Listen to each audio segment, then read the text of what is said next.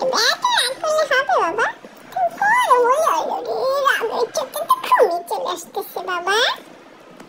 মাম্মা, এই মাম্মা, তোমার একটা বর লাগবে। তোমার তো বরের বয়সই হয়নি। তুমি তো এখন একটা পিচ্চি একটা বাবু, একটা ছোট বাবু। তুমি একটু বড় হও, তারপরে তোমাকে একটা বর দিব। টুকুস টুকুস করে একটা বর দিব তোমাকে। মিষ্টি একটা বর দিব তোমাকে।